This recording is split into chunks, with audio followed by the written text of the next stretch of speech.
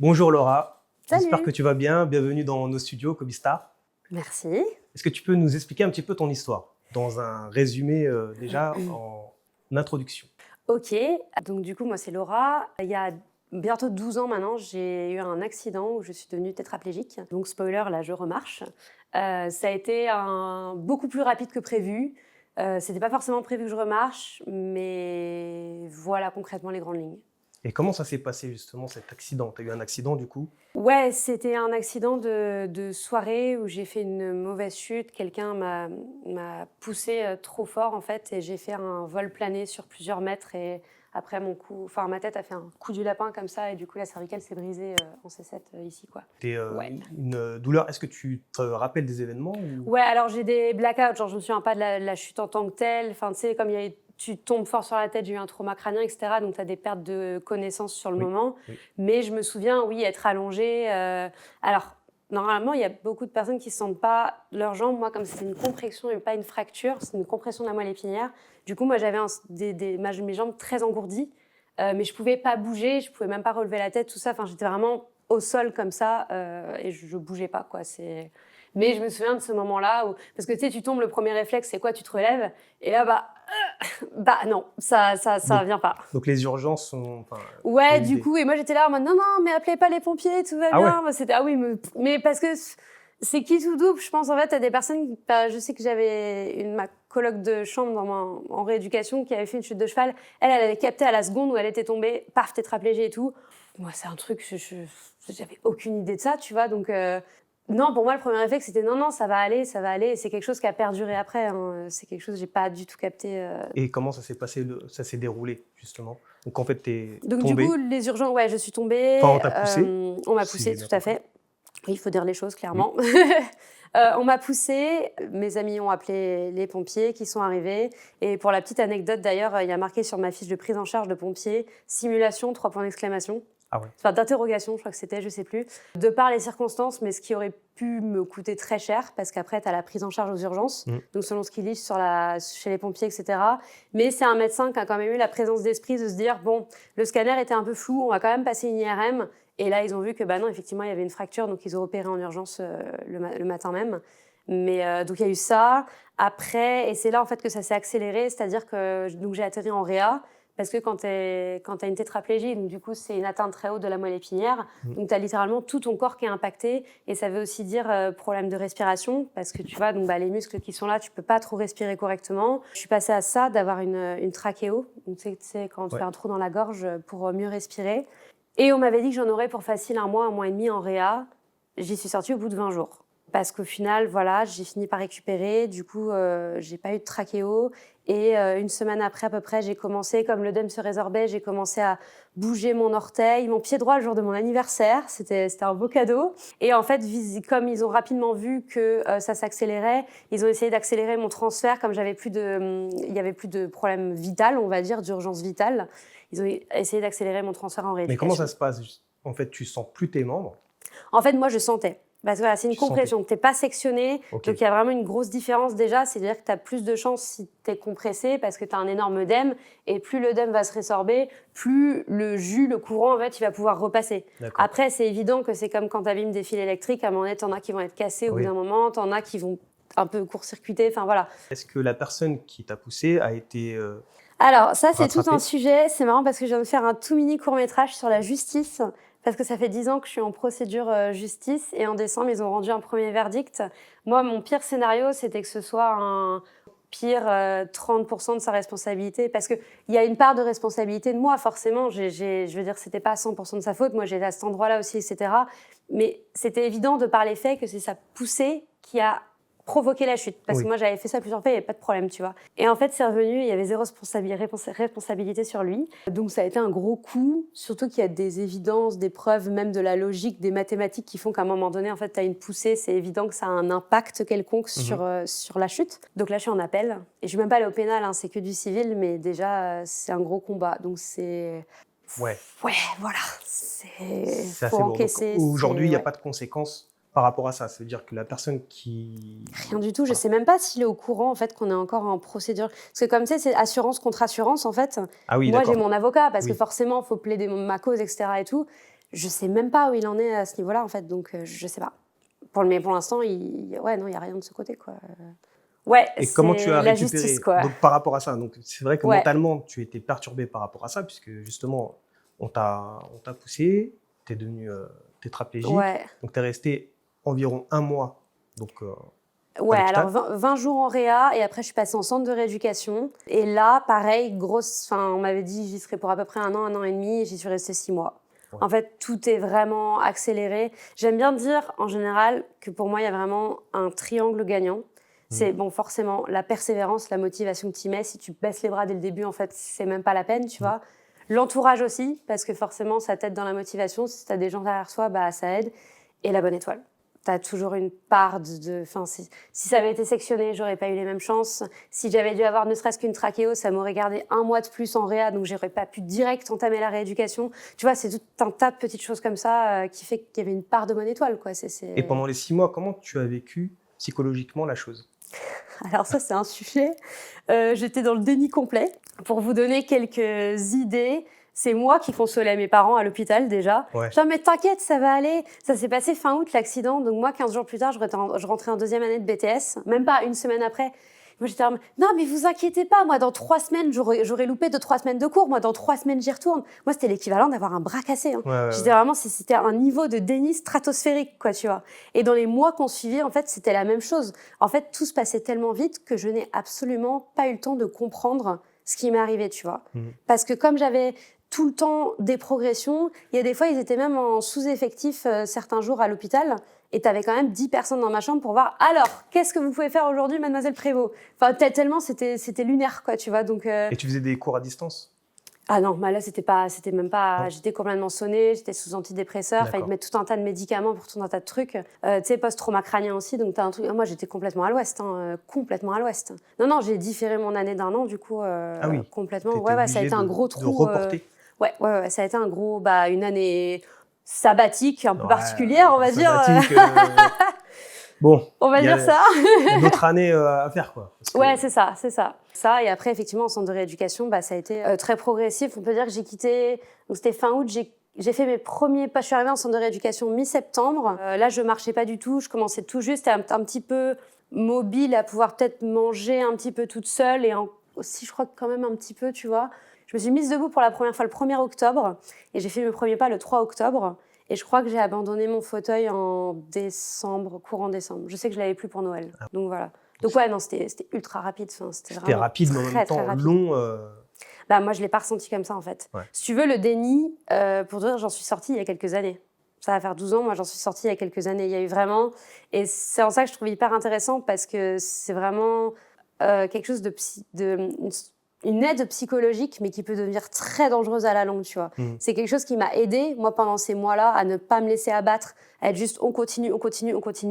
Mais dans les mois et les années qu'on suivit, ça a été un gros piège parce que j'étais en décalage complet avec la réalité. Ouais. Alors pour moi, c'était OK, c'était une petite pause, maintenant on reprend la vie comme avant, mais c'est plus du tout comme avant. T'as pas le même corps, t'as pas les mêmes limites, t'as pas les mêmes problématiques. Donc en fait, j'étais en décalage avec la réalité, en décalage avec mon entourage. C'est après que ça a commencé à se compliquer, on va dire, psychologiquement, quoi. Oui, parce qu'en fait, ton entourage ne voit pas en fait, ton handicap.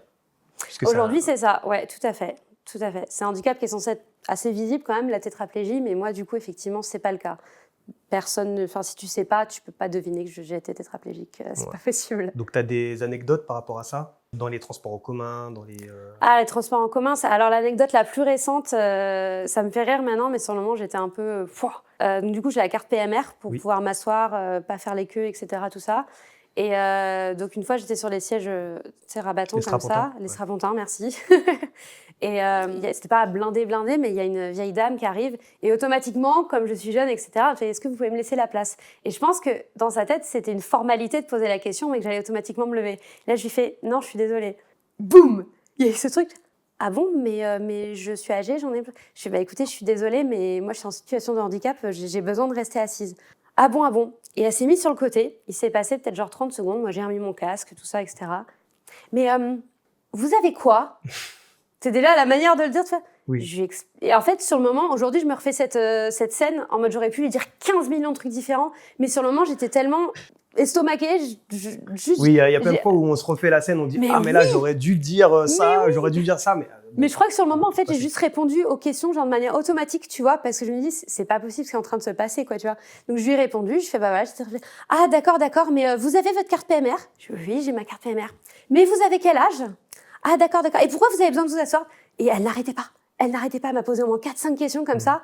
Et ouais, j'ai vraiment bugué. Et en sortant du métro, quand je suis sortie quelques stations après, il y a une jeune femme qui m'a rattrapée, qui m'a dit juste je suis désolée pour ce que la vieille dame t'a fait, etc. et tout. Je trouvais ça trop mignon, tu vois. Je me dis c'est bon, il y a encore des gens sympas, tu vois. Un peu d'humanité. Mais ce qui me fait dire que limite, parce que les histoires que j'ai pu avoir comme ça, c'était avec des personnes plus âgées. Et je crois qu'il y a justement cette perception de ils se rendent pas forcément compte qu'à n'importe quel âge, en fait, tu peux avoir des difficultés physiques, etc. Donc, ouais, ça a plus été avec... Mais attention, il y a aussi des personnes âgées très, très sympas là-dessus. Il ne faut pas tout... Bien sûr. Mais en tout cas, je pense que ça après, a pu coincer là-dessus. Bon, voilà, ils te voient... Mais c'est clair, et je comprends totalement. C'est pour ça aussi, d'ailleurs, que la carte existe. C'est parce qu'à un moment, quand tu ne peux pas le montrer, bon, bah, tu as la carte pour prouver que... Parce que ce n'est pas des plus simples d'avoir cette carte. Donc, à un moment donné, si tu l'as, c'est qu'il y a une raison derrière. Et voilà. Donc, Et comment définirais-tu le handicap invisible? Vaste question. C'est propre à chacun, mais je dirais que c'est quand il y a des conséquences ou des séquelles d'une maladie ou d'un handicap qui ne se voient pas, mais qui ont un impact physique et mental sur la personne. Peut-être, ce sera une scène que je me referai plus tard en me disant j'aurais pu le définir autrement, mais écoute, là, les premiers mots qui me viennent, ouais, c'est ça, c'est que ça a un impact qui n'est pas visible, mais qui est bien présent et qui n'est pas inventé aussi, comme on peut le croire parfois.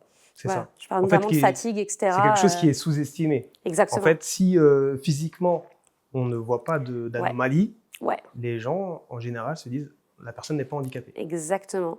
Et surtout, il faut savoir que les handicaps invisibles représentent 80% des handicaps. Ah, d'accord. Et ça, je pense que c'est quelque chose qu'on n'a pas forcément encore en tête. Voilà. Mais c'est, voilà, tu sais, tu dis handicap, tu vois souvent une canne, tu vois un fauteuil, tu vois. C'est ça, tu vois en fait, des signes extérieurs. 80% des handicaps, c'est invisible. Donc, voilà. Tu vois des signes extérieurs qui te permettent de dire voilà, ok, bon, là, il y a une canne, il y a un fauteuil roulant, il y a voilà, une canne, quelque chose qui te permettent de dire et d'authentifier, de dire voilà, ok, cette personne, elle est handicapée. Oui, et puis je pense qu'il y a un truc aussi sur le handicap visible où tu vas facilement moins remettre en question parce que justement, tu peux voir que physiquement, il y a quelque chose qui ne va pas. Je pense qu'on l'a tous déjà eu. Je sais pas, tu as un bras cassé, tu boites, quelque chose, c'est tangible, tu vois. Tandis que quand c'est un handicap invisible, ça peut être les handicaps mentaux, ça peut être psychique, etc. Mais en tout cas, c'est quelque chose où du coup, le doute peut s'insérer chez quelqu'un à se dire ouais, mais est-ce que vraiment c'est là? Est-ce que la personne... Et c'est triste à dire, mais c'est vrai, les gens vont facilement douter, en fait, à partir du moment où ils ne voient pas. Mais non, c'est bien réel. C'est un petit peu le handicap invisible du Joker. Oui. Tu vois. Voilà. C'est un peu ça. Oui, mais bon. Ça se voit pas physiquement, mais bon, mais voilà. C'est là. Mais c'est là, mais il avait c'est ça. Il a un problème. Pourquoi le grand public comprend encore mal le handicap invisible, selon toi? Selon moi, parce qu'on n'en parle pas assez. Je pense qu'on le dit beaucoup, mais les choses qu'on ne comprend pas, qu'on ne connaît pas, on en a peur ou on a facilement des préjugés. Et ça, je pense que c'est quelque chose qui s'étend à tellement de sujets. Et donc, ouais, je crois que c'est vraiment encore, il y a une méconnaissance du handicap invisible. De plus en plus de choses qui se font sur le sujet, notamment, j'étais intervenue dans ce média Petite Mue, qui est un média en ligne vraiment qui sensibilise que sur le handicap invisible. Et il y a une multitude de handicaps qui sont présents. Je crois que c'est beaucoup du manque d'information, du manque de connaissances, principalement. Et après, je pense que c'est propre à chacun, c'est comme pour plein de sujets, les personnes qui vont s'y intéresser ou pas, qui vont choisir d'y croire ou pas. Si tu connais quelqu'un forcément qui est plus ou moins impacté, forcément que déjà, nous, on en parlait pas mal avec mes parents. Quand j'ai atterri en rééducation, et depuis cet accident, c'est un monde qui s'est ouvert à nous, le monde du handicap. Oui. C'est si t'es pas dedans d'une manière ou d'une autre, je crois que tu peux pas forcément avoir conscience de tout ce que ça implique en fait. C'est comme la tétraplégie, par exemple. Tu vas te dire, c'est je marche pas. Oui. Non, il y a énormément de choses. Tu as tous tes muscles qui sont impactés d'une part. tu as aussi la fatigue mentale. Après, tu vas avoir les conséquences psychologiques. Moi, par exemple, des troubles anxio-dépressifs, notamment. Est-ce que tu prends des médicaments encore aujourd'hui Je prends des médicaments, pas psychologiques, mais pour les muscles. C'est un médicament pour détendre un peu les muscles parce que j'ai ce qu'on appelle de la spasticité. Donc, ce qui est le cas pour les blessés médulaires. Donc, quand tu as une atteinte à la moelle épinière, où mes muscles sont facilement très raides. Là, tu vois, je pense qu'après cette interview, on va se lever. Je vais être un peu contractée parce que je suis restée longtemps dans une position, tu vois. D'accord. Mais c'est le seul que je prends aujourd'hui. J'ai limité tous les autres parce que les autres, c'était un peu, tu choisis entre avoir les effets secondaires ou avoir la douleur ou le truc de base. Et j'ai préféré limiter les mauvais médicaments, quoi. Est-ce que tu fais encore des progressions par rapport à quand tu es sortie de l'hôpital ? Un petit peu.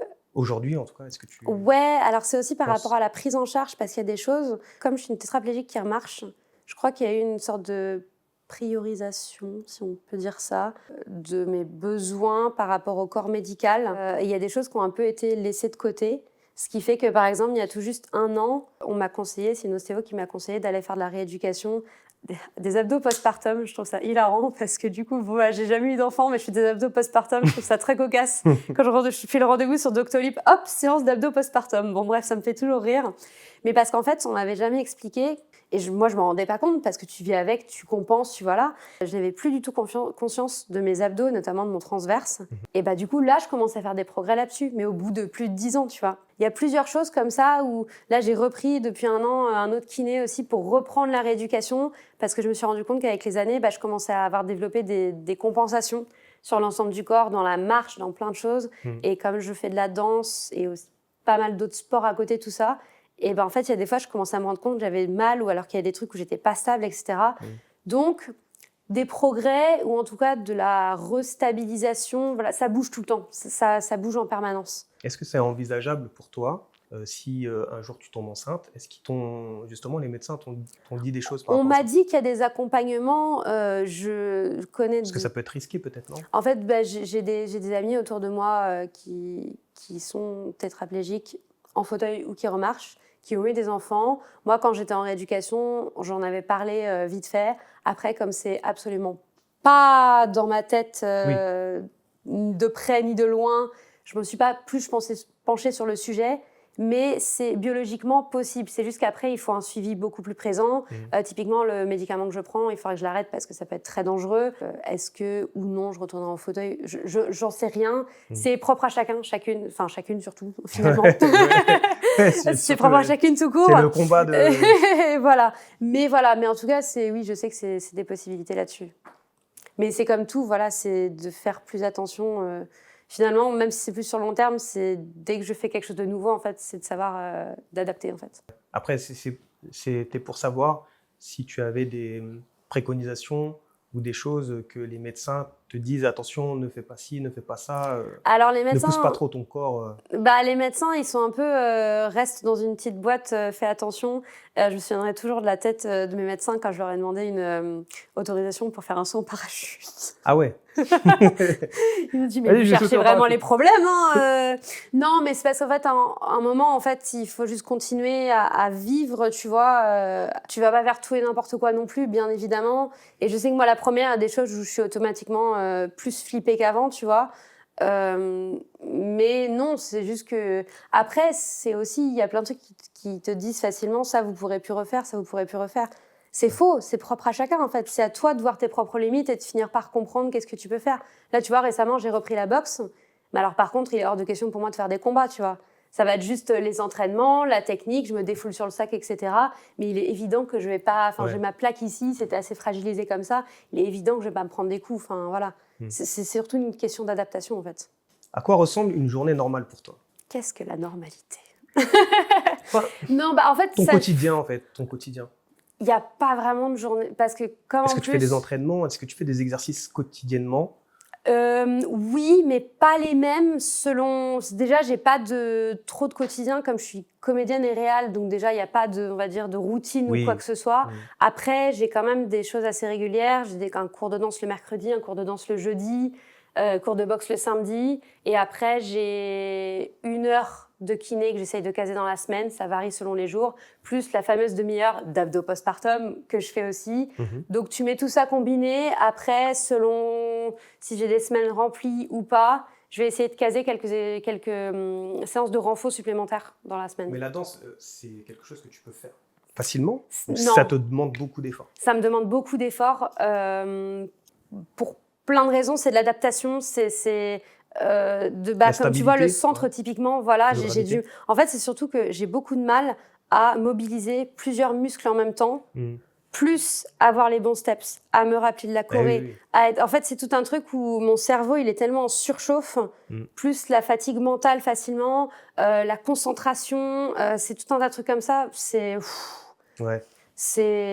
différent. Le classique, par exemple, je fais du classique et du theater jazz. Le classique, ça va être beaucoup... c'est très, très musculaire, le classique. C'est vraiment, tu découvres des nouveaux muscles, les muscles profonds et tout. Donc là-dessus, je vais avoir beaucoup de difficultés. Mais en même temps, c'est incroyable. C'est une deuxième rééducation. C'est trop, trop bien. Et le jazz... C'est ce qui te permet de progresser, en réalité. Un petit peu, ouais. Un petit peu. Sur la coordination, peut-être. Baby steps. Sur du renforcement, surtout, je dirais. Surtout du renforcement. Et le jazz, là, ça va être beaucoup, effectivement, sur la mémoire de tu vois la choré, mais en même temps, tu sais qu'il faut penser à être vraiment mouvement grand, parce que moi, des fois, je me rends pas compte dans l'espace, j'ai l'impression d'un mouvement immense comme ça. Et en fait, quand je regarde des fois les vidéos, je suis genre là. Je dis, ah merde, toute cette énergie pour ça. Donc, tu vois, les challenges ne sont pas les mêmes selon les danses. Mais j'aime bien quand même. Quel est le plus fatigant? Est-ce que c'est le regard des autres ou c'est le handicap en lui-même? Parce que les autres, quand ils vont te voir, ils vont pas te considérer comme une personne handicapée. Je crois que c'est pas la même. Ou c'est quand tu montes ta carte. Non, mais tu sais que c'est encore un sujet, c'est des fois, comme je sais jamais quelle la réaction va être, quelle réaction ça va être, et ben ça m'est arrivé de pas la montrer et de rester debout. Ça, c'est encore un sujet des fois. Vrai. Si j'ai pas l'envie mentalement d'avoir potentiellement les regards ou les gens d'attendre, d'avoir qui va se dévouer ou quoi que ce soit. Bah, ça m'est déjà arrivé d'être super fatiguée, mais de pas m'asseoir dans le métro. Et ça, je me dis, mais c'est pas possible quand même. Tu l'as, ta carte, genre vas-y. Mais c'est un truc auquel il y a des fois, j'ai pas envie de me confronter, tu vois. Mais pour répondre à la question, je crois que c'est un mélange des deux, parce que le handicap, forcément, il va y avoir la fatigue physique, déjà normale, la fatigue mentale aussi qui va s'ajouter là-dessus. Mais le regard des autres, ça va ajouter du stress, de l'anxiété, qui va être forcément très énergivore. Je pense que c'est un mélange en vrai. Parce que ce moment-là, il a quand même changé ta vie. Ah oui, un petit peu, oui. Ouais, clairement. Mais en plus, l'autre truc, c'est que j'avais 18 ans quand j'ai eu mon accident. Donc il y a aussi tout un truc de tu te formes encore à cet âge-là. Tu sors à peine de l'adolescence et tout. En plus, moi, j'ai un peu l'impression d'avoir une deuxième enfance-adolescence en accéléré. Parce que je crois que le mental a suivi le physique, tu vois. Quand tu réapprends à t'habiller, à te coiffer, à manger, à aller aux toilettes, à marcher, tout ça, j'ai l'impression que le mental, il a un petit peu suivi dans les 2 ans qu'on suivi l'accident, tu vois. Oui, ça a fondamentalement changé plein de choses. Comme en plus, après, il y a eu le déni dans les quelques années qu'on suivi. Ça a aussi cristallisé beaucoup de choses par rapport au regard des autres. Parce que moi, je prenais tout ce que les gens disaient. Non, mais de toute façon, tout va bien, maintenant tu marches. Comme j'étais en déni, j'ai fait ouais, tout va bien, je marche. Jusqu'au jour où cette bulle s'est un peu fracturée. Et là, il a fallu non seulement moi comprendre toutes les années passées, et aussi enlever tout ce que j'avais cristallisé sur le regard et les paroles des autres. Et ça a été, et c'est encore, je crois, un sacré challenge. Tu as dit, attention, je marche, mais je ne cours pas encore. Je cours un petit peu en plus. Tu cours un peu? Mais c'est très... en fait, je suis obligée parce que je suis tout le temps à la bourre, donc des fois, je cours après le métro. D'accord. Non, j'arrive un petit peu à courir, mais c'est très fatigant. C'est de la petite course où je te fais un gros sprint et après, je vais me coucher, tu vois. Mais c'est très prenant pour les jambes. Ouais, j'imagine. Ouais. Est-ce que... Alors, là, on va passer sur la partie du travail. Donc, tu nous as dit que tu étais comédienne. Comment tu arrives à gérer ce handicap et avec ton activité professionnelle?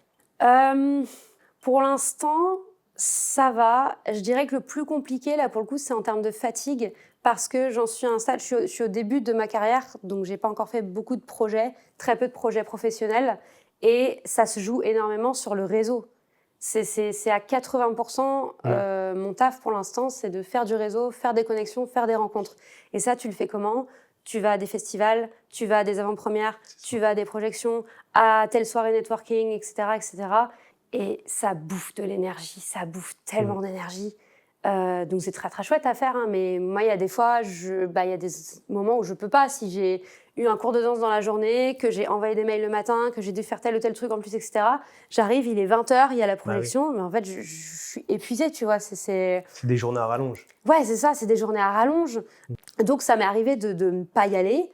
Mais sauf qu'après, tu te flagelles, tu fais « et voilà ». Et là, il y avait, ça se trouve, telle personne présente que tu aurais pu rencontrer. Et là, tu as loupé ta chance. Ce qui, je sais, en fait, je crois que je cumule un peu le côté actrice, où de base, c'est un peu comme ça qu'on fait. On a toujours envie d'être partout tout le temps parce que tu vas absolument y arriver, tu vas absolument, voilà. Ouais. Plus le handicap, où effectivement, tu as ces limites-là, mais en même temps, tu as encore plus envie de donner, quand même, d'aller au-delà de ça, etc. Donc, quand tu cumules les deux, c'est un petit équilibre que je suis encore en train de trouver. J'y arrive un petit peu mieux parce qu'à un moment donné, de toute façon, c'est ton corps ou ton mental qui va dire « bon, la cocotte, il faut que tu t'arrêtes ». Je l'ai déjà vécu tel quel et je préfère m'arrêter toute seule maintenant plutôt que ce soit mon corps qui me dise « stop », clairement. Mais c'est encore un entre-deux à trouver. Des fois, je me dis « ok, bien joué, t'es resté chez toi ce soir, tu t'es pas trop tiré dessus », mais t'as une petite voix dans ma tête qui est là genre « ouais, mais en attendant, t'es en train de louper des trucs ». Et comment ça t'est venu à l'esprit d'être comédienne ? Depuis que je suis gamine. Ça, c'est un truc, ça a jamais dévié. Le seul truc, c'est que voilà, t'arrives au lycée, tu dis à tes profs, à tes parents, je veux être actrice. Moi, je viens de Bretagne, je viens d'une petune ville en Bretagne, donc autant te dire que c'est pas non plus là que tu peux le plus avoir accès à ce genre de choses. Donc tout le monde te dit, bon non, c'est bien joli, mais trouve-toi une vraie voie de professionnalisation, etc. C'est comme ça que j'ai atterri en communication pour des études, où je suis allée au bout d'ailleurs. Mais pendant le master, il était clair que je ne pouvais pas continuer là-dedans. Et je crois qu'il y a eu aussi une sorte de, pas de remise en question, mais de vision différente de la vie aussi, où je me dis de toute façon, tu ne vois pas les choses pareilles avec ce qui s'est passé, etc. Et tout. Tu te dis, non, il faut vraiment que je fasse ce que je veux. Et je sais que ça a impacté mes parents aussi, parce que est-ce qu'ils auraient vraiment été aussi derrière moi et à me soutenir et tout avec ce choix-là s'il n'y avait pas eu cet accident, tu vois. Eux-mêmes, ils ont remis leur vision des choses en question, tu vois. Donc, il y a de ça aussi qui joue. Mais du coup, après, j'ai quand même réussi à finir mes études. Je suis allée au bout parce que je ne sais pas faire autrement. Je voulais aller au bout des choses. Mais pendant ma dernière année de master, j'ai rejoint une troupe de théâtre. Et ça a été... parce qu'il y avait des jours où j'étais en alternance, et je sortais soit de l'entreprise, soit de l'école. J'étais épuisée, j'avais mal au crâne, j'avais qu'une envie, c'était de rentrer chez moi. Mais j'allais quand même au théâtre, et je rentrais dans le théâtre, et la fatigue et les maux de tête disparaissaient pendant 2 heures. Est-ce que tu as peut-être des troubles de l'attention aussi Ouais, exactement.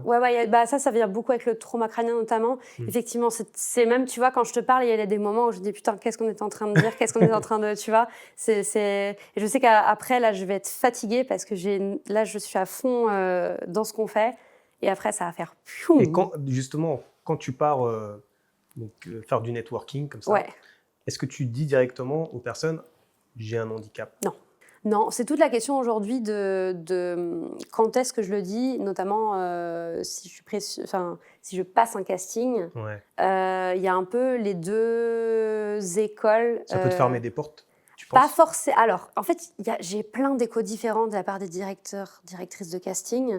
Il y en a qui vont me dire, c'est horrible, mais comme t'es une nana dans la vingtaine, petite brune, il y en a des centaines comme toi, le seul moyen de te démarquer, ce serait de mettre direct ça en avant. Mais là, on rentre dans la discrimination positive. Je suis pas forcément à l'aise avec ça non plus. Ou alors, il y a des gens qui vont te dire les prods vont pas forcément vouloir s'embêter, évite de le dire avant d'avoir eu le rôle. Et après, tu as ceux qui disent non, tu peux être honnête direct pendant le casting et dire ça juste par souci de transparence pour qu'il soit au clair. Il y en a qui disent que ça sert à rien, que juste après, il faudra que la prod soit au courant pour les éventuels aménagements. Je ne sais pas encore exactement où ça se situe. Ce que je sais, c'est que pendant le networking, j'en parle pas. À la limite, le seul truc que je veux dire, c'est je suis désolée, j'ai des troubles d'attention ou j'ai du mal à la concentration. C'est pas que je me fais chier quand on parle, c'est juste que des fois, si mon regard, c'est normal. C'est tout ce que je veux dire à la limite. Parce que j'ai pas envie, je peux comprendre que la personne, si je suis tout le temps comme ça pendant qu'elle parle, bon, tu peux mal le prendre si t'es pas au courant, tu vois. Ouais, faut connaître un petit peu, mais c'était pour savoir si tu le demandais, ou tu le disais, tu annonçais directement la couleur. Non. Tu disais voilà, je suis comédienne, handicapée. Non, ça en général, je le fais pas. Ou j'ai eu justement un accident qui me... Non, ça, je le fais pas. Le seul truc que j'ai mis en avant, je me dis ça peut être un bon entre-deux, on va dire, c'est sur mon profil Insta maintenant, l'interview de Petite Mue. Ouais. Je l'ai épinglé, tu vois. Ouais. Comme ça, live, t'arrives sur mon profil.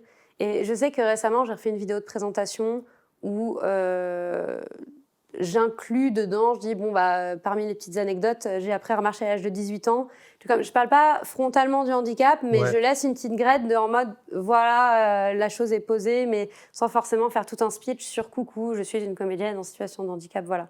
Je me dis que c'est le petit entre-deux à la limite. Mais quand je rencontre les gens, non, j'en parle pas, non. D'accord, pas directement. Non. C'est peut-être après. Ouais, on n'en sait rien, si ça vient dans la conversation d'une manière ou d'une autre, s'il y a quelque chose qui fait que le sujet est sur la table, ok, mais sinon, non. Est-ce que tu as des aménagements chez toi qui sont différents? Pas spécialement, non. Alors, je sais que je suis en coloc et ça a été un sujet de trouver une coloc dans Paris parce que, comme tout le monde, je vais être en coloc à la fois pour connaître des gens, mais aussi pour le prix du loyer. Oui. Et en fait, j'avais que 2 critères. C'était de trouver un logement dans Paris intramuros parce que fatigue, transport et vu mon métier, je peux potentiellement aller un peu n'importe où, tu vois. Et avec 2 salles de bain minimum, parce que j'ai des soins médicaux à faire tous les jours et ça peut me prendre facilement 45 minutes dans la salle de bain. Et donc, si on est 4 dans la coloc et que je bloque la salle de bain pendant 1 heure, compliqué. Problème. Donc, mine de rien, c'est très compliqué à trouver un appart comme ça. J'en ai trouvé un où j'ai ma propre salle de bain. Donc ça, c'est incroyable. Et je peux dire que c'est même pas un aménagement, c'est juste un coup de chance, mais qui fait que ça facilite énormément la vie parce que j'ai pas à me stresser, à presser, quoi que ce soit. Si, après, je sais pas si ça rentre dans les aménagements, mais oui, j'ai du matériel médical, du coup, parce que, on parlait de tétraplégie, c'est pas que remarcher, etc. Bon, j'en parle pas sans gêne, parce que c'est pas les premiers sujets à aborder qui sont chouettes et tout, mais je pense que c'est essentiel quand même d'en parler aussi. C'est tout ce qui est évacuation, transit, vessie, des choses comme ça. Ça prend un coup énorme avec la tétraplégie. C'est tout le système déconne complet, si je peux dire les choses comme ça. Okay. Donc ça, j'ai du matériel médical pour tout ça. Et je peux pas partir sans. J'ai tout le temps, c'est ce qu'on appelle des sondes. J'ai tout le temps des sondes dans mon sac, etc. Ça, c'est... Ouais, ça peut faire partie des aménagements.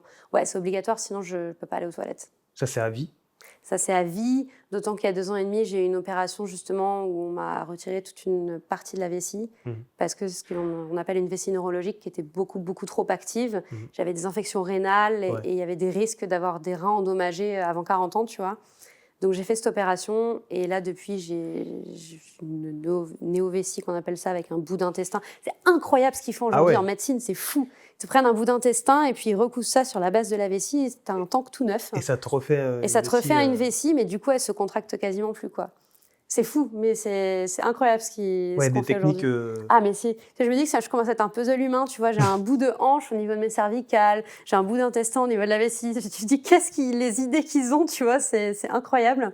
Mais voilà, du coup, j'ai besoin de ces sondes-là tout le temps. Oui, donc tu as quand même une routine au quotidien à suivre. Ouais, typiquement, oui, pour le transit aussi, c'est tout un système que je dois faire tous les matins. C'est ce fameux truc-là qui prend 45 minutes, qui n'est pas toujours efficace, qui est très aléatoire. Mais voilà, c'est toute une petite machine que je mets. Et voilà.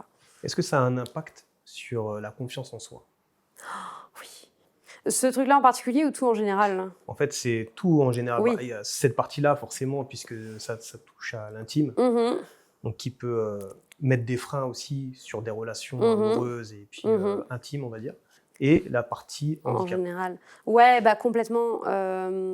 Complètement. Parce qu'il y a des fois, tu vois, je vais prendre l'exemple de la danse, des fois, si je vais faire ce que j'appelle être une patate sur patte, des fois, quand je vois danser. Et en fait, j'ai qu'une envie, c'est de brandir un écriteau, genre en mode, c'est normal, c'est parce que j'étais tétraplégique. Tu vois, ce truc de... c'est plus fort que moi pour l'instant, mais je crois que c'est une question d'acceptation aussi, d'un moment de dire, OK, c'est comme ça. Vis avec, assume, mais j'en suis pas là malheureusement. Je crois que c'est assez compliqué d'accepter ça.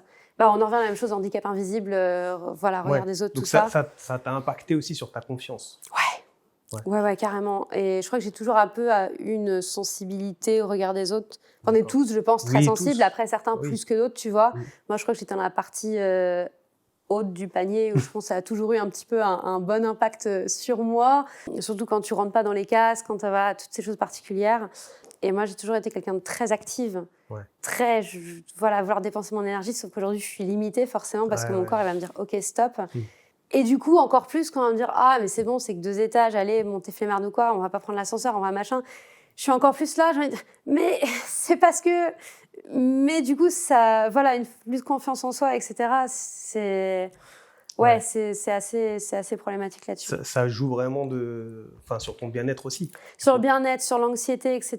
Et toutes ces histoires, effectivement, de soins médicaux que je fais le matin. Je sais que j'ai énormément d'anxiété parce que voilà, les histoires de transit, par exemple, ça fonctionne très, très mal. Et l'été dernier, par exemple, et là, j'espère que ça ne va pas se reproduire comme ça cet été, c'est arrivé qu'il y ait des jours où je ne mange pas, juste pour être un peu plus tranquille, si je mettais un pied dehors, en dehors de chez moi, tu vois. Parce qu'on est en short, parce qu'il n'y a pas… Tu vois, s'il y a des soucis, c'est mort. Et ouais, ça, c'est l'anxiété plus, quoi, tu vois. Et même d'une manière générale, je sais que… On m'a parlé encore, je découvre des choses même au bout de presque 12 ans, hein, c'est ça qui est fou. C'est ça aussi qui rend difficile de réétablir une relation de confiance avec ton corps. C'est quand tu découvres encore des choses au bout de 10 ans, au bout de 11 ans, qu'on te fait comprendre « Ah, mais tel truc, t'as pas essayé ça ?» Mais là, récemment, on me parlait du ganglion stellaire, qui était un ensemble de nerfs qui contrôlait le système parasympathique. Et on me disait qu'il pouvait y avoir quelque chose qui pouvait être fait par rapport au stress post-traumatique. D'accord. On m'a jamais parlé de ça, alors que moi, je sais que je le tiens en moi. Je suis tout le temps sur mes gardes. Je sens mon corps est tout le temps vigilant. Je suis tout le temps vigilante. Je suis tout le temps au taquet. Enfin, tu vois, c'est un truc. Moi, j'ai un peu réglé ça, mais jusqu'à il y a 2 ans, si je faisais ne serait-ce que trébucher dans la rue, ça me mettait dans un état de panique. Ah bon? Parce que la chute, parce que je pense qu'il y avait un truc inconsciemment où le fait de tomber, le fait que tu te fais te faire super mal ou quoi que ce soit. Tu vois, il y a tout un tas de petites choses comme ça. Donc oui, anxiété, stress post-traumatique, conséquence à ça, confiance en toi, ouais, ça… Est-ce que tu as besoin de temps en temps d'être seul? Oui. De t'isoler? Est-ce que le bruit environnement, à un moment donné, tu dis il y en a trop et tu veux te mettre… Je crois que c'est pas tant le bruit, je crois que c'est socialement. Et ça, je crois que ça a été couplé avec le Covid. Et je pense que je suis pas la seule là-dessus. Le Covid a créé une bulle. Et c'est à peu près à ce moment-là aussi que je suis sortie de mon déni. J'ai commencé le théâtre à ce moment-là. Peu de temps après, il y a eu le Covid. Il y a eu cette petite bulle qui s'est créée.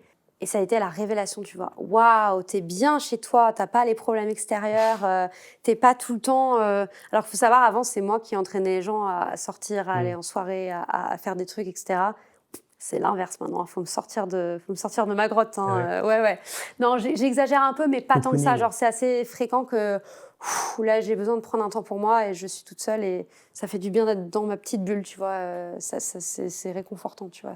Et ça, c'est occasionnellement ou c'est vraiment mensuellement? Tu dis, voilà, je prends 2 jours, 3 jours. Est-ce que c'est calculé ou pas? Hebdomadaire. C'est hebdomadaire, ok. Non, mais cela étant, c'est vrai, je fais en fonction mon emploi du temps. Là, par exemple, je sais que cette semaine, il va y avoir beaucoup de choses parce que je vais jouer au théâtre là, ce week-end et quelques dates au mois de juin. Donc là, il y a pas mal de répètes qui s'enchaînent et tout.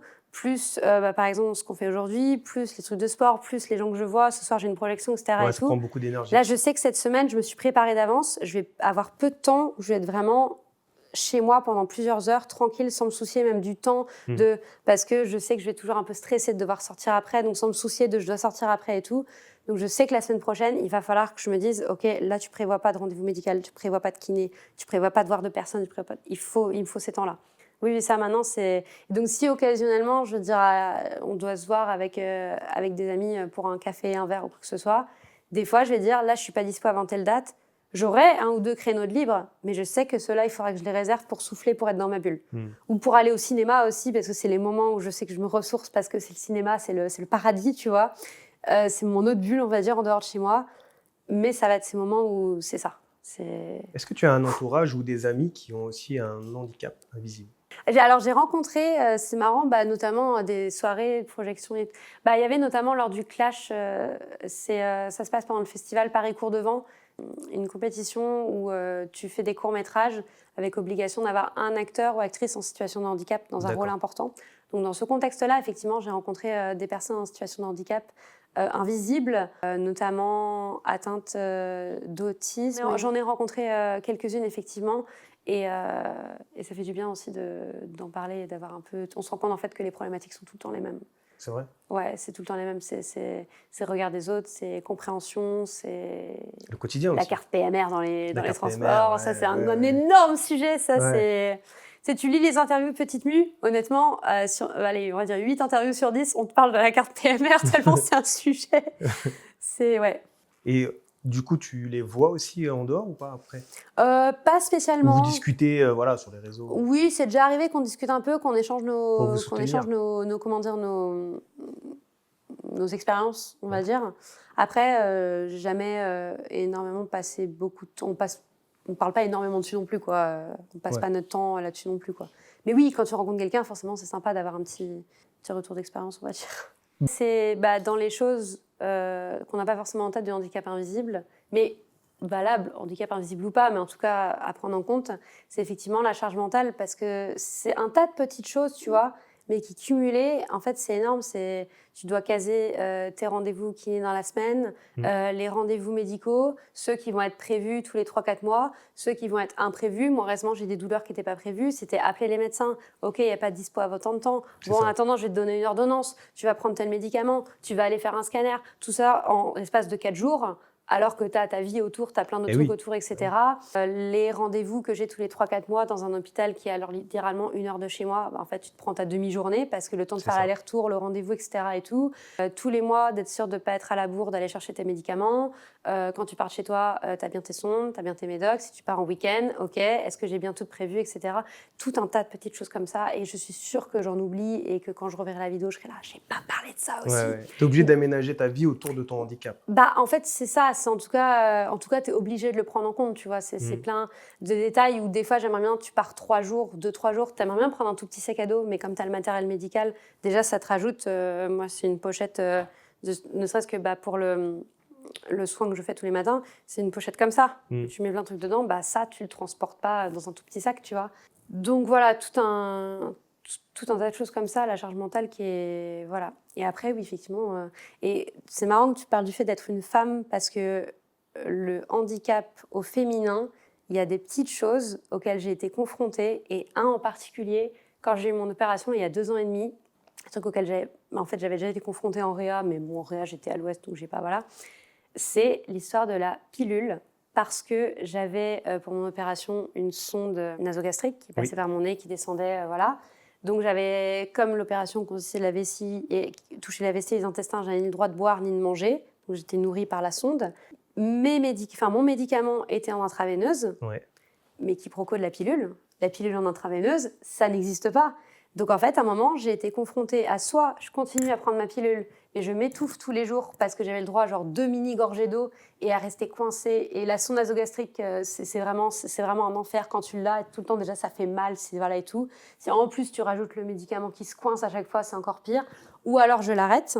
Mais dans ce cas, je vais avoir mes règles quelques jours après, sachant que j'avais aussi une sonde ici parce que c'était là qu'il y a eu l'opération, tout ça. Ça voulait dire que j'avais... Je détaille, mais parce que je trouve que c'est important de parler de ce genre de choses librement aussi. Et de, voilà. Donc, ça veut dire que j'allais avoir mes règles. Je n'avais pas de bas. En plus, c'était un endroit qui était très sensible à ce moment-là. Ça veut dire que ça allait brûler, ça allait être hyper compliqué à gérer. Je devais choisir entre les deux, m'étouffer pendant plusieurs jours ou que ce soit très inconfortable à ce niveau-là pendant plusieurs jours. Le choix drastique. Le choix est rapide. Ouais, moi je sais pas pourquoi tu dis rapide, parce que moi j'ai... Ah, t'as hésité? Moi j'ai hésité et j'ai préféré ne pas m'étouffer et avoir mes règles, tu vois. Bah oui. Donc voilà. Tu vas pas t'étouffer, sinon t'es plus là. Oui. Oui. Non, mais c'est vrai disons que voilà, mais il y a des choses qui sont inconfortables, mais... C'est des choses, quand j'ai mes règles tous les mois, mais j'ai des séquelles qui augmentent. Ma spasticité, typiquement, je te disais, où je suis contractée, je suis beaucoup plus contractée. Le système digestif est encore plus en vrague. Et ça, c'est dès que j'ai mes règles, tu vois. Enfin, c'est tout un tas de choses qui changent comme ça, qui est aussi à prendre en compte, quoi. Ouais, mais la pilule, voilà, si t'es en opération, c'est vrai que comment tu fais? C'était un sujet, du coup j'étais obligée de l'arrêter, sauf qu'après, moi j'ai de la chance, ça se passe très bien avec mes pilules, et avec ma pilule, j'ai pu la reprendre quelques semaines après sans problème, etc. Mais je sais qu'il y a énormément de femmes pour qui c'est pas le cas, tu vois, donc ça veut dire qu'après, t'es déjà en convalescence, une convalescence d'une grosse opération comme ça, j'étais 15 jours à l'hôpital et après c'est 2 mois de convalescence, tu dois mettre des réveils la nuit pour faire des soins et tout, donc c'est vraiment un gros truc. Donc j'imagine des femmes pour qui, après la pilule, il faudrait aussi reprendre et gérer les conséquences d'une interruption plus reprise. Ouais. Ah, laisse tomber. Ouais, ça fait beaucoup. Ouais. Comment réagissent les gens quand tu expliques ton handicap? Il y a plusieurs réactions différentes. La première, forcément... Mais après, en fait, je comprends, parce que je pense que si tu m'as pas vu à cette période-là, c'est très difficile de se rendre compte, et ça, je l'entends entièrement, tu vois. Mais souvent, c'est... Déjà, c'est trahi par le regard, parce que je dis ça... Parce que forcément, tu captes pas tétraplégie. Je pense que la première vision que les gens ont en tête, c'est intouchable, tu vois. Tu vois, c'est le truc le plus cliché, mais ce qui est vrai, une fois de plus, j'entends, tu mets une image sur un mot, c'est tout à fait normal, tu vois. Du coup, c'est là genre, ok, waouh, mais c'est dingue, c'est incroyable et tout. Je dis, bah oui, après, j'essaie d'expliquer un peu. J'essaye toujours d'inclure un peu... pas être dans l'éducation ou quoi que ce soit, parce que voilà, mais je veux juste que les gens prennent conscience que, comme je te disais, c'est pas que je remarche pas. Tu vois, j'essaie toujours de dire, bon voilà, aujourd'hui il y a des séquelles, effectivement ça se voit pas. Et après, t'as les deux teams. T'as les personnes qui vont dire, ah ouais, qui vont s'intéresser, qui vont prendre conscience un petit peu de ce qu'il y a derrière. Et t'as celles et ceux qui vont vouloir en savoir plus, mais qui derrière vont être en boucle. Ah mais c'est génial, du coup tu remarches. Je dis, ouais, mais après il y a quand même ça. Ouais, enfin c'est trop bien, tu remarches quand même. Oui, mais après, il y a quand même ça. Ouais, enfin, tu remarches. Ouais, c'est trop bien, je remarche. Ouais, tu remarches, mais bon, derrière, c'est quand même... Voilà, mais je crois que tu as des gens qui restent bouclés. Ou c'est peut-être parce qu'ils ont un système de défense, ils veulent pas en savoir. Je sais pas, en fait, mais... Et puis après, tu as eu aussi certains retours, et ça, c'est les trucs, même si je comprends que c'est un peu un réflexe, où ça me... C'est une phrase qui a tendance à mériter un peu ça. Oh là là, t'es tellement courageuse, t'es tellement forte. Moi, à ta place, j'aurais pas pu. Hein. Bon, c'est pas comme si je m'étais réveillée un matin en me disant bon, si demain je suis tétraplégique, moi je te dis, je gère de ouf, genre il y a pas de problème, je vais pas trop me démoraliser, ça va super bien se passer. Une fois de plus, je sais que c'est une phrase réflexe, ça se trouve je l'ai déjà dit dans ma vie quand j'étais plus petite, j'en sais rien, tu vois. Mais genre, faut arrêter avec ce genre de phrase. T'étais confrontée à ça étant plus jeune, non? Non, je sais pas, mais peut-être que c'est une phrase que j'ai pu dire à quelqu'un un jour. Ouais, à ta place, moi, je pourrais pas faire ça. Mais en fait, je me suis trop remis en question sur cette phrase parce qu'il n'y a pas de à ta place. Il y a tellement de situations dans la vie où tu peux pas savoir ce que tu ferais. Je pense qu'on a tous déjà eu avec nos amis, nos parents, notre entourage, des trucs où on disait « Ah, si tu étais dans telle situation, tu réagirais comment ?» Non, je crois que tu peux pas, tu as des situations, tu ne peux pas imaginer comment. Tu penses trop mal réagir et en fait, peut-être que sur le moment, tu auras un instinct qui va faire que tu vas waouh. Ou à l'inverse, tu penses être là en mode oui, moi je ferais ci, ça, comme ça et tout. Mais sur le moment, t'en sais rien en fait. Tu vas peut-être être complètement figé, complètement. Voilà. Donc cette phrase-là a tendance à m'irriter un peu, mais bon, tu passes outre. Mais voilà, c'est un peu le deux types de réactions que je peux avoir. Et quand tu es en relation amoureuse, est-ce que ça se passe bien? Est-ce que le partenaire ou la partenaire te... Ouais, alors ça, c'est un peu compliqué, notamment que ces dernières années, moi, j'ai eu un gros frein là-dessus, qui est encore en cours de démêlage, on va dire. J'ai un petit peu bloqué. Pendant plein d'années, ça s'est bien passé et j'ai pas eu de soucis en particulier. Je crois qu'il y a quelques temps, il y a eu ce truc où j'ai fait stop. Je sais pas, blocage physique, blocage mental. Mais il y a un truc où pour l'instant, je touche plus trop à ça ces derniers temps. C'est personnellement, quoi. Ouais. Tu ne te sens pas prête? Je crois qu'il y a un truc comme ça. Je mélange peut-être aussi avec plein d'histoires que j'ai eues dans mon entourage, de mauvaises relations qui se sont mal passées. Et je crois qu'il y a un truc le stress de si je trébuche, j'ai peur de tomber. Ouais. Le stress qu'on me fasse du mal, pas forcément physique, mais juste... ça demande du courage de s'ouvrir, d'être avec quelqu'un. Je te parle d'une relation sérieuse ou pas, peu importe. Mais en tout cas, tu as une part de vulnérabilité dans tous les cas, que ce soit pour un soir ou pour une longue relation. Et chose que je n'ai jamais pris comme ça avant, mais je crois qu'il y a eu une barrière qui s'est mise mentalement il y a quelques temps. Et en fait, c'est un truc il y a déjà plein de trucs à gérer. Pour l'instant, on ne va pas toucher à ça. Mais que j'aimerais bien quand même commencer à bouger parce qu'à un moment donné, bon, tu peux pas non plus... Enfin, c'est plus de la protection. Là, à un moment donné, t'évites et tu vis pas ta vie non plus. Donc bon...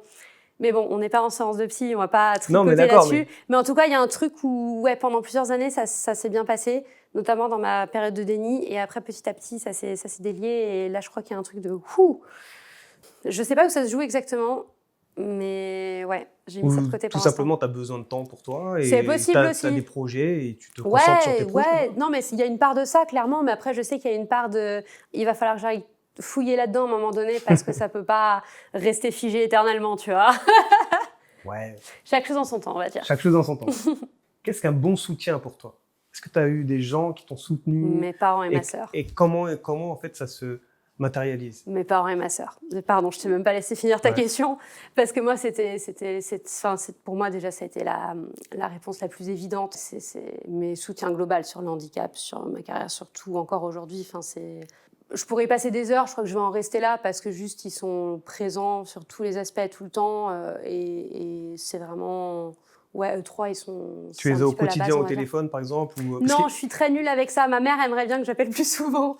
Je suis très nulle avec ça, mais juste, je sais que j'ai pas on va dire, de peur de manquer fondamentalement de quelque chose, que ce soit un soutien psychologique, financier au besoin, parce que forcément, ma situation est très précaire, on va pas se mentir. Peu importe, je sais que si à un moment donné, demain, ça n'arrivera pas. Non, ça n'arrivera pas. J'ai plus aucun ami, j'ai plus rien, tout s'effondre, je perds machin. J'ai une base, tu vois. Et ça, je sais que c'est inconditionnel, en fait, tu vois. Mes parents ont toujours fait un point d'honneur là-dessus pour moi et ma sœur. Et ils font le maximum pour nous en permanence. Et ma sœur, c'est pareil, je sais que je peux 1000 fois compter sur elle. On n'est pas tout le temps tous au téléphone, etc. Mais on a un groupe où régulièrement on s'échange, il y a tout le temps des trucs, etc. Et ouais, ça c'est fondamental. Et après, non, quelques amis proches aussi qui ont été vraiment incroyables, qui sont toujours là. Ça n'a pas toujours été facile pour eux, je le sais bien. Il y a eu des périodes difficiles, mais ils sont toujours là aujourd'hui. Et ça, c'est le bonheur. Est-ce que tu peux avoir des changements d'humeur par rapport à ça? C'est pour ça que je dis que ça. Contrôlé ou incontrôlé? Incontrôlé. À commencer avec mes parents et ma sœur, surtout quand souvent c'est avec ta famille que t'es le plus. Ouais. C'est ta zéro barrière, tu sais qu'ils vont pas te lâcher parce que tu vas faire un gros coup de colère ou quoi que ce soit. Inconsciemment, tu vois, il y a un truc où tu es toujours plus libre avec tes parents. Ouais, j'ai des énormes changements d'humeur, des trucs où des fois. Alors c'est pas considéré vraiment de l'hyper sensibilité au sens propre médical, comme on peut dire, des personnes hypersensibles aujourd'hui. Mais je sais que oui, avec le trauma crânien notamment, j'avais passé un test il y a 1 an et justement, c'était ressorti là-dessus. J'avais mis des mots là-dessus, j'étais trop contente parce que je comprenais pas des fois pourquoi, quand j'étais triste, en fait, genre j'étais au fond du trou. D'accord, ouais. Et s'il y avait un tout petit truc, mais je me mettais dans une colère et genre vraiment, je démarre en un quart de seconde. Donc ouais, il y a des trucs, des fois, je vais surréagir par rapport à la situation, qui vont m'affecter beaucoup plus. Mais c'est que ça, Laura, c'est pas grave. Non, c'est pas que ça. Donc c'est pas toujours facile à gérer pour le. Et tu reviens des fois sur ce que tu as dit, tu t'excuses ou. Ouais, bah après, je sais Oui, je sais que par exemple avec mes parents et ma sœur, c'est des trucs où ça passe un peu sous le tapis. Il y a déjà eu des grosses discussions là-dessus sur des grosses périodes compliquées, etc.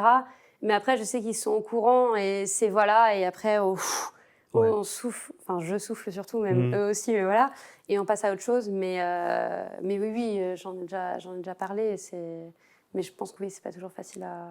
Après, les personnes qui sont au courant, maintenant, je sais que moi, de mon côté, j'essaye de faire gaffe à ça. Ouais. Et ces personnes-là sont aussi au courant, donc voilà. Peut-être que tu as plus de maturité aussi par rapport à ça? Peut-être, j'en sais rien. Ça, je sais pas. Peut-être je commence à connaître certaines choses aussi, tu vois. Donc j'essaye aussi de. Et je crois que c'est pour ça aussi que ces besoins solo parfois. Du stress, tu vois, ça peut être. Ouais, je crois que c'est plein de trucs. Hein, c'est plein de choses. Je crois que c'est pour ça aussi des fois que ces moments solo font vraiment du bien. Ouais. Que la boxe aussi que j'ai repris fait du bien. Ça c'est. Non, là, quand je parle de tout, j'ai toujours adoré le sport. Là aujourd'hui, le sport est essentiel pour maintenir ma condition physique. Je le sens. Si je l'ai pas fait en quelques jours physiquement, que ça se réduit mentalement aussi. Et des choses comme ça aide aussi sur. L'humeur, etc. Parce qu'au moins, la boxe, t'as envie d'y aller, t'y vas, quoi. Et quel conseil donnerais-tu à une personne qui deviendrait handicapée comme ça du jour au lendemain? C'est hyper compliqué. Et qui passerait par tes étapes? C'est hyper compliqué parce que chaque cas est tellement différent. Je dirais qu'il faut trouver des choses ou des personnes qui aident à garder le mental. Je crois que la persévérance, c'est vraiment la clé numéro 1. C'est vraiment de ne pas baisser les bras. Surtout, les médecins, et c'est entendable aussi, font souvent des pronostics un peu pessimistes parce qu'ils ne vont pas te dire « tu vas remarcher » alors qu'ils n'en sont pas sûrs. Donc, ils préfèrent toujours faire les trucs à la baisse. Il ne faut pas non plus être complètement sur son petit nuage et ne pas entendre ce que disent les médecins ou quoi que ce soit. Mais pour moi, il faut aussi avoir une écoute et aussi se dire « ok, je continue. Ok, je vais toujours plus loin. » Enfin, c'est de garder cette persévérance, garder ce moral, garder ce mental et trouver des choses qui te permettent de le garder, trouver des choses. Enfin, moi, tu vois, ça a été mon entourage et les films, le cinéma, parce que je suis vraiment passionnée de ça. Et après, le sport, quand j'ai pu un peu m'y remettre et tout ça. Mais c'est vraiment d'avoir ces points d'ancrage comme ça. Si tu as des personnes, j'espère, sur qui tu peux compter. Et sinon, c'est toi, de toute façon, ce que tu vas faire de ce qu'on te donne. C'est tellement le mental. C'est tellement le mental. Mais encore aujourd'hui, et ce que j'aime bien dire des fois, c'est que finalement, ça m'a un peu servi dans le sens où j'ai toujours eu ce côté un peu persévérant, rentrer dans les murs, etc. et tout. Mais quand tu es actrice, et autant te dire que là, du coup, ça va. Moi, je dis pas que c'est pas compliqué. Il y a des périodes où c'est très difficile. Mais bon, finalement, en fait, la persévérance, elle est déjà là, tu vois. Moi, c'est bon, je continue à foncer et voilà, tu vois. Sinon, tu fais pas ce métier-là. Sinon, tu fais pas ce métier-là. Tu prends des portes qui sont assez dures. Ah, mais sans blague. Ah ouais, c'est clair. Et je dis pas qu'il y a des jours où c'est pas voilà, mais donc oui, donc c'est non, la persévérance, c'est ouais. Après, une fois de plus, il y a peut-être d'autres choses qui me viendront en tête, mais si de pas se soucier du regard des autres aussi. Enfin, on en parle beaucoup, mais c'est super facile à dire. Enfin, comme on a pu en parler, moi, c'est pas facile tous les jours non plus. Mais il y a plein de personnes qui vont venir avec des pseudo-conseils, tu devrais faire comme ci, mais t'as pas essayé comme ça. Moi, des fois, je suis venue, je parle de certaines choses. Je parle de mon petit doigt typiquement parce qu'il fonctionne pas bien du tout. Je sais pas pourquoi j'ai regardé ça comme ça. Mais déjà dire, t'as pas eu idée de faire tel exercice juste 5 minutes par jour? Merci Robert, quelle bonne idée, j'y avais pas pensé. Mais en fait, si je fais ça, je fais 3 heures de rééducation tous les jours en permanence. Enfin, les gens, ils vont toujours avoir des choses à dire, mais en fait, c'est toi, tu le sais, c'est ta vie, c'est ton truc. En fait, tu sais ce qui est bon. Pareil, et à l'inverse aussi, oui, quand les médecins vont te dire non, je pense que ça va. Typiquement, l'histoire du système digestif. Chaque fois, les médecins ils me disent, là, je commence à aller voir un autre spécialiste. Et donc ça bloque toujours. Je fais oui. Bon, continuez à essayer d'être régulière avec tel médicament, avec tel soin et tout. Mais je sais qu'il y a un autre truc qui déconne, tu vois. Et des fois, il y a des limites, même en médecine, ou même des gens qui vont te dire et tout ça. Mais si tu sais qu'il y a un truc qui va pas, c'est ton corps à un moment donné, tu vis avec, va explorer d'autres choses. Faut pas aller faire tout et n'importe quoi non plus, pas n'importe quelle personne qui te dit qu'il va régler tous tes problèmes, bien évidemment. Mais tu dois avoir plusieurs avis de médecins. Tu dois avoir plusieurs avis, tu dois t'ouvrir à certaines choses, et c'est ton corps. Genre, à un moment donné, tu vis avec et tu sais quand il y a un truc qui va pas. Faut pas devenir hypochondriaque, bien sûr, mais quand les gens vont te dire ça va, si toi, tu es persuadé qu'il y a un truc qui va pas, faut l'écouter. Laura, maintenant, qu'est-ce que tu voudrais dire pour le mot de la fin? C'est toujours très difficile, un mot de la fin. Je vais prendre un temps pour vraiment... Pour le mot de la fin, je dirais que c'est comme tous les sujets, il faut rester ouverte, il faut rester à l'écoute. Il faut croire les personnes qui sont les premières concernées par ce sujet, mais je crois que ça s'étend à tellement d'autres sujets finalement. Il faut continuer à s'informer, c'est OK. Tu peux pas être au courant de toutes les situations de tout le monde, tu peux pas être au courant de tout ce qui se passe dans le monde, dans la vie des gens, etc. Juste, faut avoir un minimum d'ouverture pour croire les gens, peut-être pour s'améliorer au quotidien. Peut-être qu'il y a des choses que tu as eu un préjugé sur telle ou telle personne, sur telle ou telle situation à un moment donné. Bon, c'est une question de se remettre en question aussi. Et déjà, il y a beaucoup de choses qui iraient mieux avec ça. Beaucoup de choses. Mais il ne faut pas lâcher. Voilà. Ça, c'est le mot de la fin, il ne faut pas lâcher. Ouais, c'est écrit dans mon dos en plus, donc ouais. Never give up, c'est tatoué, c'est là. C'est validé. Même. Et c'est la clé. Merci Laura d'être venue. Merci de nous à avoir toi. partagé ton parcours et ton vécu. Très intéressant. Et j'espère que ça va aussi inspirer beaucoup de personnes qui ont vécu la même chose ou qui ne comprennent pas forcément le handicap invisible. J'espère aussi. Merci. Merci à toi.